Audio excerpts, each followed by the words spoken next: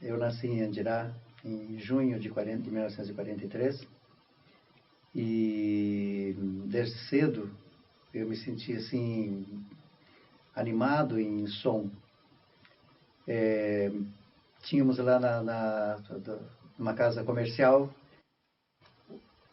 apareceu um piano de brinquedo, e eu todo metido fui lá achando que eu saberia tocar alguma coisa, sem nunca ter tocado. E andei procurando umas notinhas lá, coisa e tal, né? Levei uma vaia, né? Vi coisa e tal. Falei, você não toca nada, né? Alguém falou, coisa e tal. E eu achava que eu estava dando o maior concerto da minha vida, não é? Mas com o tempo a gente foi burilando aquela forma de não só de pensar, não é? Mas de pensar a música. Então eu achava que era muito interessante o som que a gente poderia fazer numa flauta ou num outro instrumento qualquer, num violão. E aquilo ficou plasmado assim em mim. E à medida que o tempo passou, eu cada vez mais aumentei aquele prazer, né? Me aumentou aquele prazer de ouvir música, de fazer música.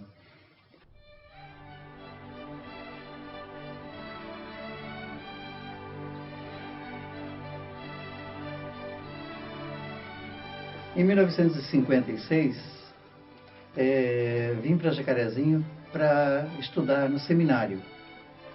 Ali no seminário havia os padres que apoiavam e outros que não apoiavam a música de uma forma assim que pudesse me tocar. Mas o padre Bruno, que foi nosso professor de música no seminário, maestro do coral, era maestro do coral da catedral, ele não esqueceu de dar aula de música para todos nós. Então, em pouco tempo, eu me encaminhei para o teclado, não é? Naquele tempo não se falava em órgão, falava-se em harmônio, um instrumento que você toca, mas fazendo o ar, né, com os pés. E me encantei com aquilo, não é? Me encantei com aquilo lá e passei a levar bem a sério aquela oportunidade, né? De ver o som saindo ali de um instrumento que eu estava dedilhando, enfim. Daí aprendi também um pouco de violino no seminário, né? O padre Bruno tinha um violino muito bom e ele permitiu, vez ou outra, que eu fizesse algum barulho lá, não é? Então, tinha também o padre Fischer, no seminário, que tocava violoncelo, só que eu nunca vi tocar. Nunca o vi tocando, né? E depois eu acabei indo estudar piano, que foi o piano que nós ganhamos no seminário, que foi um presente da mãe do reitor, que era o padre José Luiz Vilac, na época. E ali, então, eu deslanchei mais ainda, evidentemente, com as aulas do padre Bruno, a técnica, que ele era um muito bom pianista, né?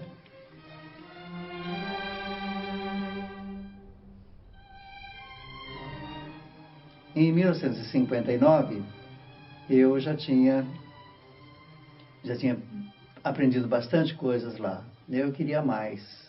Daí não deu mais para ficar no seminário, porque já não estava mais assim batendo comigo, não é?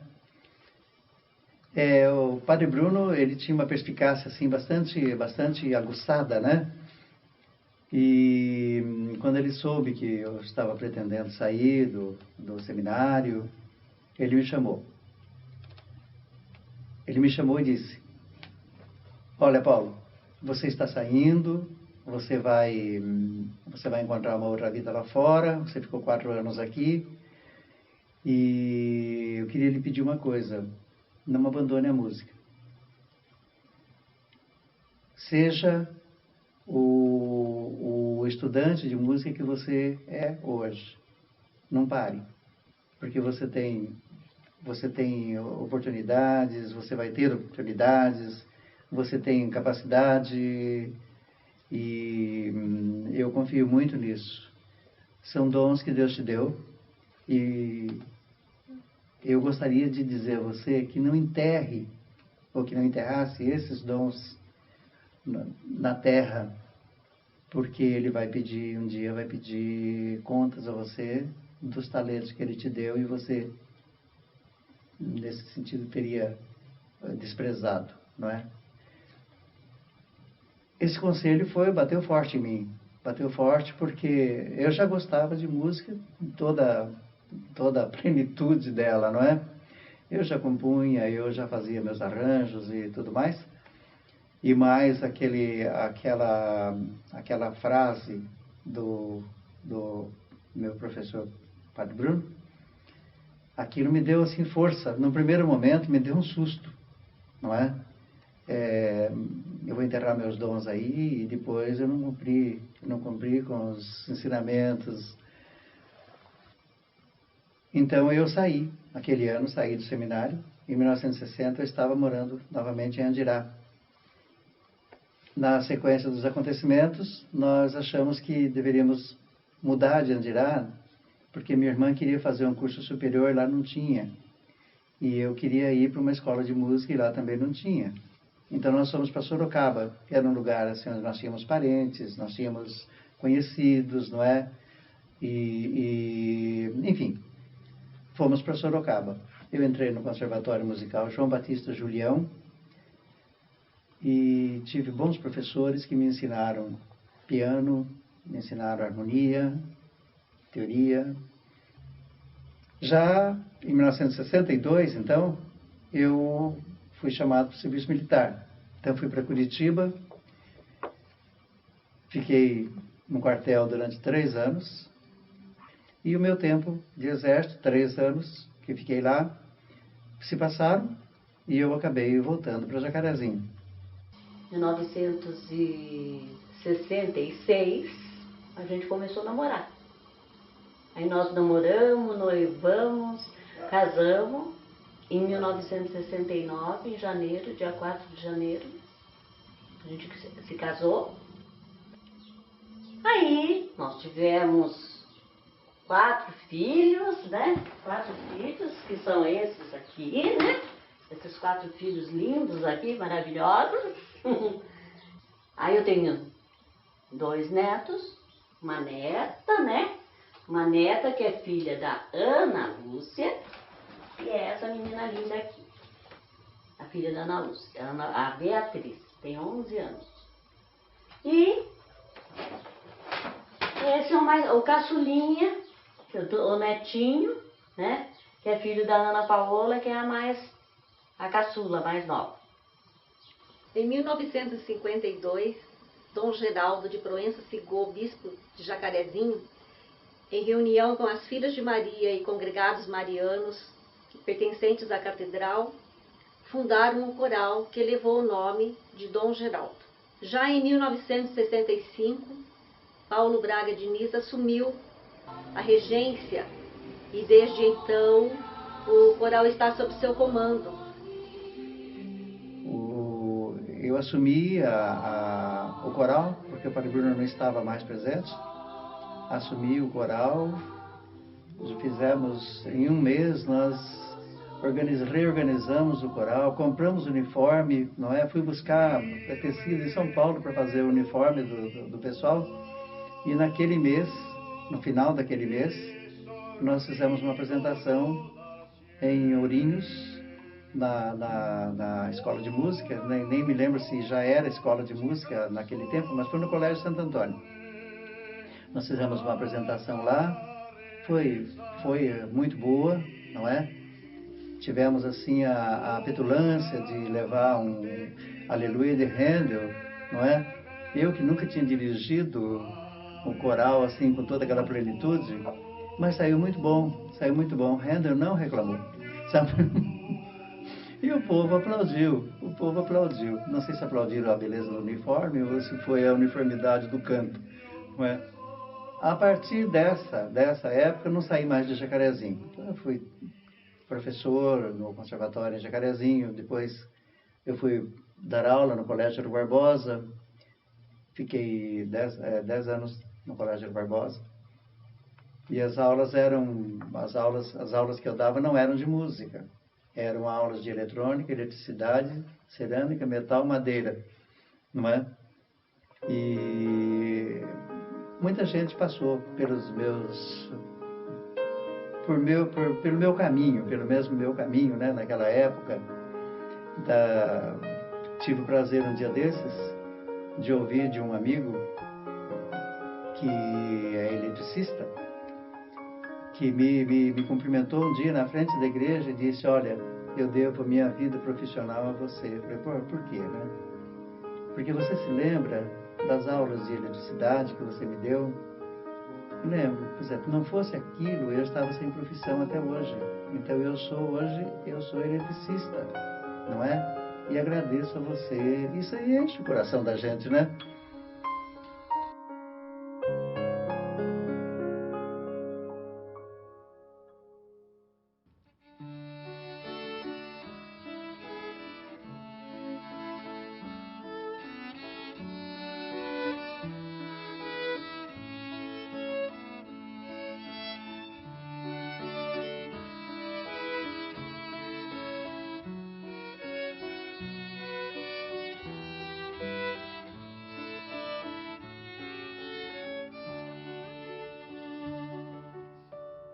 Em 1987 eu tive a oportunidade de ir para os Estados Unidos para poder fazer um pouco mais de técnica e também ensinar música brasileira para eles, né? Nossas músicas aqui, porque tive a oportunidade em função da vinda de uma das coordenadoras do projeto Paraná Ohio, na época, a Joanne Wallace. Ela era de Alice Springs, uma cidade no centro americano, no estado de Ohio. Tive a oportunidade lá de estudar com professores bons, né? Estudar violoncelo, um pouco mais de piano, alguma coisa assim, e também ensinar um pouco da nossa música brasileira.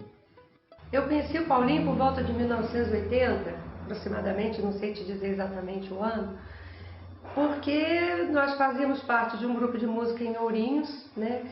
Então a gente tinha muito interesse em conhecer os instrumentistas com quem a gente pudesse tocar.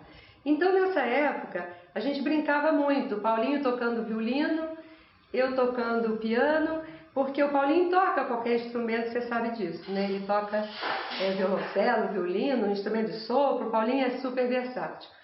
E depois, numa dessas reuniões musicais, eu tive a oportunidade de apresentar o Paulinho ao professor Magali Junqueira, lá de Santa Cruz do Rio Pardo. Foi uma honra para mim ter tido essa oportunidade, porque eu sei que hoje os dois são grandes amigos, não só do ponto de vista musical, mas do ponto de vista pessoal também. E aí nós nos reunimos, os três, eu, o Paulinho e o professor Magali. O Paulinho então elegeu o violoncelo como instrumento dele. Com relação ao nome, por que a gente passou a se chamar Trio Beethoven? Na época, nós começamos a tocar exatamente Beethoven, trios de Beethoven, que era uma literatura que a gente tinha mais acesso e tal. E uma amiga comum nesse grupo de música, ouvindo a gente tocar, chamou a gente de Trio Beethoven e ficou Trio Beethoven.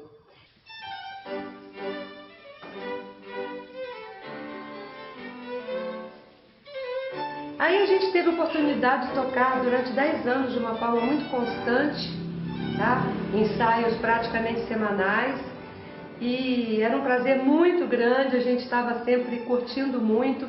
Então a gente tocava peças clássicas escritas especialmente para essa formação de trio. E depois, no final do nosso contato, quer dizer, que a gente estava sempre junto, nós começamos a tocar muitas peças do próprio Paulinho, quando ele começou a compor muito, e ele fazia inclusive peças para essa formação de piano, violino e violoncelo. No ano de 2000, por ocasião do centenário de Jacarezinho, o maestro Paulo preparou o coral para cantar juntamente com a orquestra e coro da Universidade de Londrina, cujo concerto foi realizado na Catedral de Jacarezinho.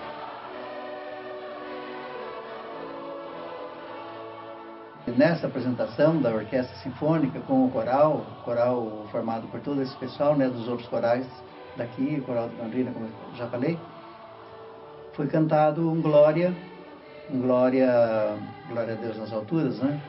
Que eu tinha composto, foi cantado pelo coral, com a Orquestra Sinfônica, quer dizer, foi uma beleza, eu gostei muito. Gostei muito e achei que poderia continuar fazendo. Então, desde então, eu tenho feito muitas composições, eu tenho trabalhado bastante mesmo com arranjos musicais, mas quase sempre voltados para o canto litúrgico, para a igreja, não é? E nessa sequência, então, eu compus um punhado de músicas, tenho bastante músicas assim, nesse sentido, fiz outros glórias, não me ative só aquele primeiro, não. Eu fiz outros que nós cantamos também já no coral que a gente dirige, coral Dom Geraldo.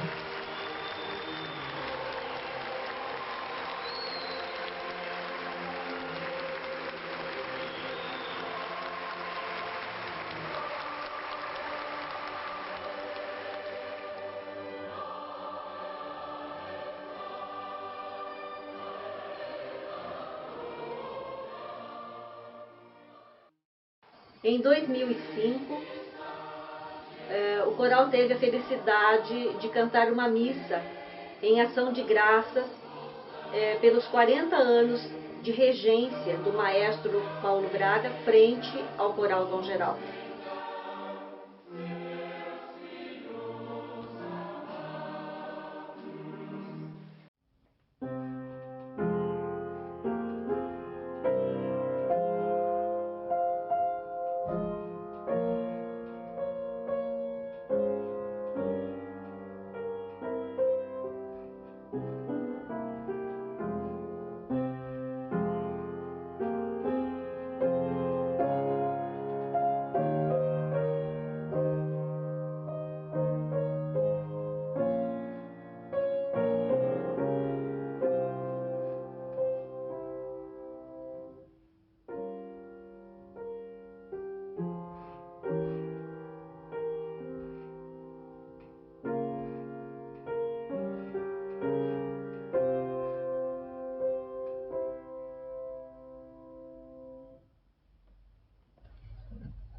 A obra do Paulo Braga Diniz, ela tem muito sentimento.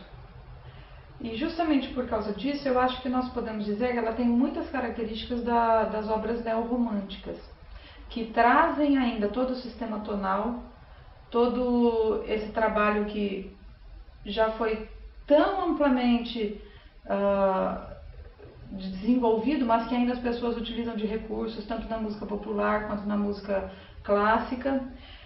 E mesmo nos dias de hoje, com a música contemporânea, a gente não dá para dizer que a peça dele é contemporânea, porque ele utiliza recursos mais de música romântica do que de música contemporânea propriamente dita.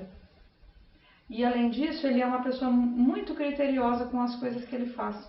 A obra dele mostra com detalhe tudo o que ele deseja que a gente execute nas peças.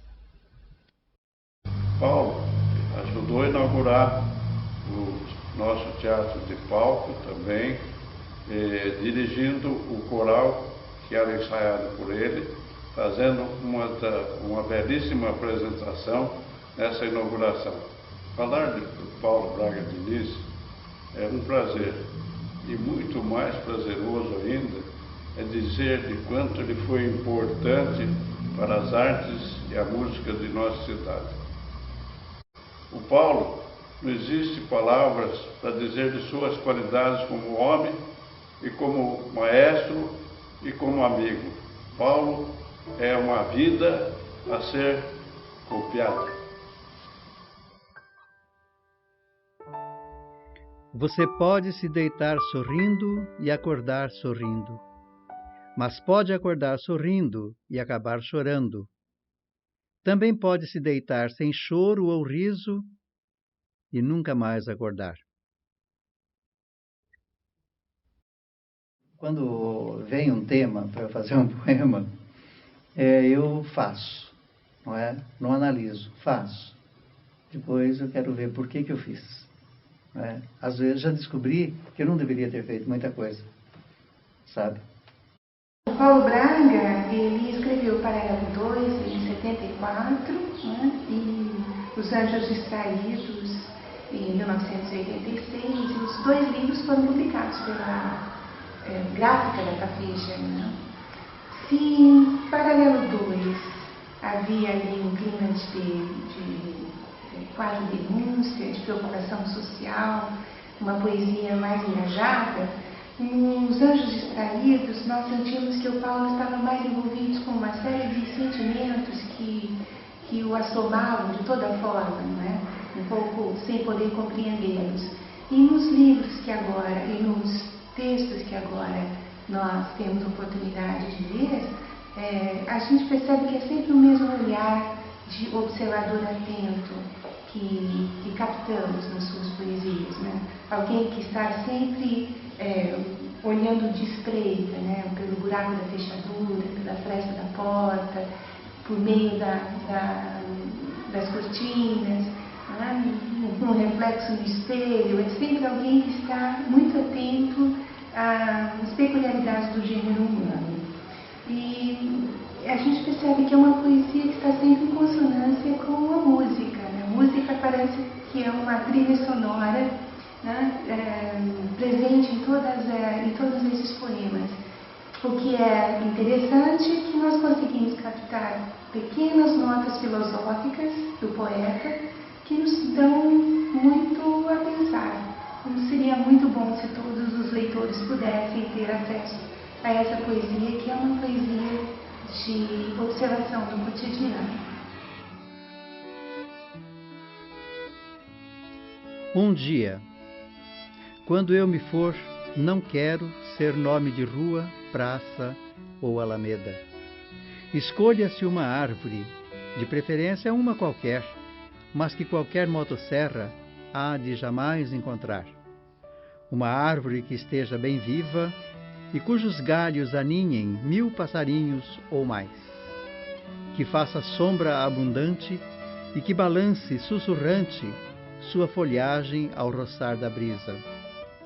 Uma árvore em que a infância possa pendurar seu balanço e sonhar sem medo a liberdade.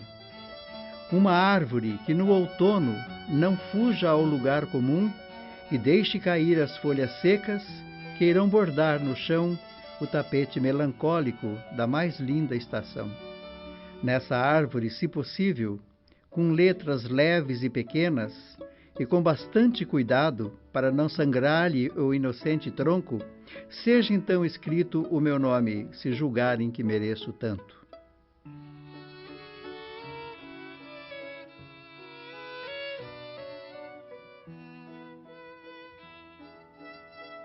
Eu gostei muito de ter feito tudo que fiz. Se precisasse fazer, faria de novo.